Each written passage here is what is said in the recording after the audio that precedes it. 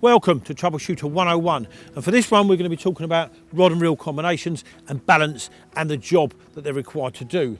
So for smaller venues, I mean with Total Carp, every month I'd visit a different venue. That's a lot of different venues, and in my own fishing I do. So I have got 2 or 3 different setups that certainly suit different environments and different situations that you find yourself in. So for the smaller venue, up to about 80 or 90 yards, these suit me anyway. That depends if you're going over weed and over bars. Everything has got to be taken into account when using shorter rods. Now on smaller venues, let's say with fish, upper doubles, there's such a pleasure to play fish on, but some of the smaller venues I also target have got fish. Let's take the Boatport RK Leisure. These have handled catfish to about 75 pounds and carp to nearly 45 pounds. So we're not alienating the small venues with big fish, but if you're fishing venues with a lot of doubles, up to 20 pounds, it's an absolutely perfect combination. Now this setup is a Magnum, cast spirit Magnum 10-foot 3-pounder, and it's twinned with the Okuma T-Rex. Funny name, isn't it? But this reel is absolutely superb for that type of angle, for any type of angling really, but I like it because it balances out. Look, it balances out with a 10-foot rod.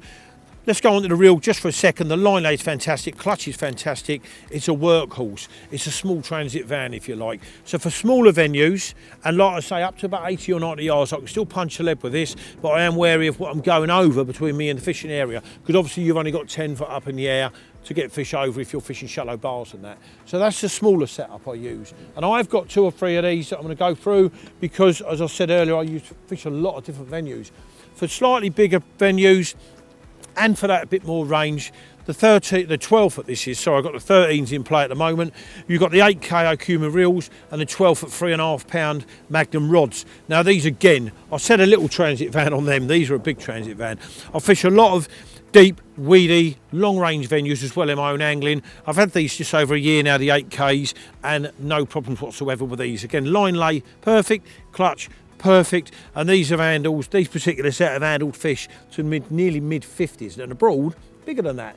But the setup works. Again, look, it balances well. You've got to take that into account. Something that's all tipsy-turvy is going to make it feel uncomfortable in your arm. So balance the equipment you're using. For up to about, I mean, I can punch these for, and I'm not a big caster, probably up to about 120 yards with the gear I've got on there, and I use heavy mono. That's 19 pound velocity on there. But when I want to go further than that, same reels. The rods are in play at the moment where we're fishing. You bring in the 13 foot 3.5 Magnums again.